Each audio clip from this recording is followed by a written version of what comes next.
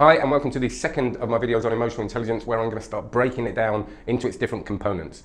The first of which is the most important one. Without this, you can't develop anything, you can't improve on anything. It really is that important. I mean, in training, I spend 2 days on this, and I'm just going to introduce you to the idea now. But in future videos, we'll be looking at how we can use it. And it's self-awareness. Okay, self-awareness really is where we have to start. We have to know what we're good at, what we're bad at, what we struggle with, what responses we have that could be better in order to develop anything. So this is me, and stuff will happen in my life that will create emotions. There will be triggers all day that will create different emotions in me. So the first thing is I've got to be really aware of what those triggers are and what those emotions are.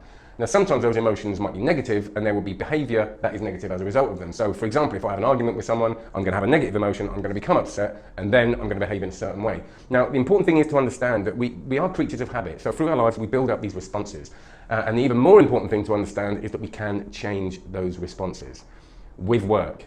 Okay, and that's the thing some of us don't quite understand. We just think, oh, that happens, and I always get angry when that happens. So do you know what? You can change that. You can change it in 2 ways. The first, you avoid the situation that makes you upset. The second is you find different ways of changing your response. So a really good example of this, and quite a sort of light-hearted one, is that I get feedback sometimes from my videos. So I send a video to someone to give me some feedback to see how it can change. The same way as actors get feedback and notes off directors, and my friend will tell me how I can change certain things. Now, I'm classically really bad at getting feedback, all right? So years ago, this is my way, okay? Someone would give me feedback, I would argue with them, and I wouldn't change anything, okay? Now that's because I get this response that really upsets me, okay? And it goes back from being a kid.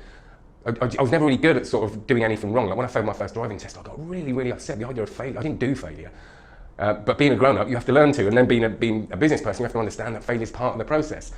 So he gives me the feedback. This is only a couple of weeks ago, and I still feel those old reactions, those old responses coming out, and I still get quite defensive. But what happens now is that I then say thank you, I go off, I process the information, I wait for the initial emotion to die down, and then I use the information to change the behavior to improve the video or whatever it is that I'm doing.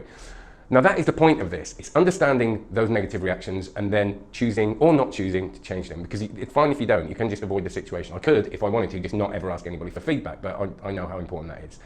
So that's the first part of it. The other part of it is understanding